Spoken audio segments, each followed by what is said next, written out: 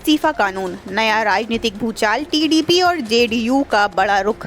नमस्कार दोस्तों, राजनीति की गलियों में आजकल एक ही सवाल गूंज रहा है, क्या जेल जाने पर मुख्यमंत्री और मंत्री को तुरंत इस्तीफा देना चाहिए? संविधान के 130वें संशोधन विधेयक ने पूरे देश में बहस छेड़ दी है। ये विधेयक साफ कहता है कि यदि कोई मंत्री या मुख्यमंत्री जेल जाता है तो उसे अपने पद से इस्तीफा देना होगा। विपक्ष इसे ब्लैकमेलिंग बिल कह रहा है और सत्ता पक्ष इसे स्वच्छ राजनीति का कदम बता रहा है। ऐसे में सवाल उठता है कि भाजपा की सहयोगी पार्टियां जैसे तेलुगु देशम पार्टी यानी टीडीपी और जनता दल यूनाइटेड यानी जेडीयू का इस मुद्दे पर क्या रुख है। आज हम आपको इसी बिल की अहमियत और इन दलों की राजनीतिक चाल समझाएंगे। इस विधेयक का सबसे बड़ा असर ये है कि कोई भी मंत्री या मुख्यमंत्री अगर गिरफ्तार होता है तो वह पद पर बने नहीं रह सकेगा। पहले तक ऐसा होता था कि कई बड़े नेता जेल में रहकर भी सत्ता का संचालन करते थे और राजनीतिक दबाव बनाए रखते थे, लेकिन अब ऐसा संभव नहीं होगा। सरकार का कहना है कि इससे भ्रष्टाचार और अपराध में लिप्त नेताओं पर नकेल कसी जा सकेगी और राजनीति का चेहरा साफ होगा। दूसरी ओर विपक्ष का आरोप है कि सरकार इस कानून का इस्तेमाल विपक्षी नेताओं को फंसाने और कमजोर करने के लिए कर सकती है। यही कारण है कि इसे ब्लैकमेलिंग बिल कहा जा रहा है।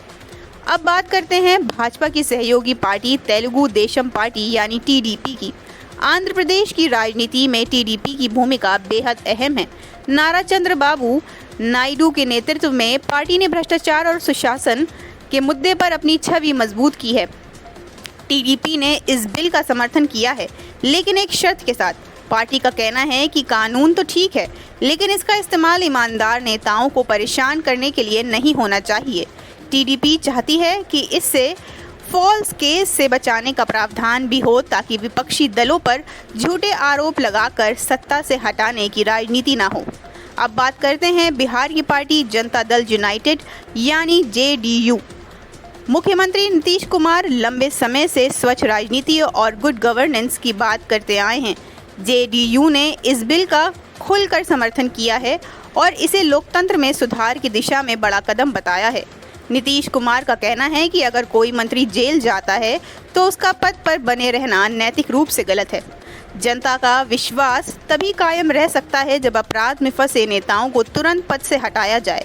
यही कारण है कि जेडीयू ने इस बिल को पूरी तरह से सही ठहराया है और इसे लागू करने की मांग तेज कर दी है। दोस्तों, ये बिल राजनीति के भविष्य को बदल सकता है। अगर इसे सही तरीके से लागू किया जाए तो देश में अपराधियों की एंट्री राजनीति से कम हो जाएगी, लेकिन अगर इसका इस्तेमाल राजनीतिक बदले की भावना से हुआ तो लोकतंत्र को बड़ा नुकसान भी हो सकता है। भाजपा की सहयोगी टीडीपी और जेडीयू का समर्थन दिखाता है कि अब सहयोगी दल भी साफ छवि वाली राजनीति के पक्ष में खड़े हैं। अब देखना होगा कि विधेयक संसद से पास होकर कानून बनता है या नहीं और इसका असर आने वाले चुनाव पर कितना पड़ेगा। तो दोस्तों, आपको क्या लगता है, ये बिल राजनीति को साफ करेगा या फिर विपक्ष की तरह ये सिर्फ ब्लैकमेलिंग का नया हथियार बनेगा? अपनी राय हमें कमेंट में ज़रूर बताएं।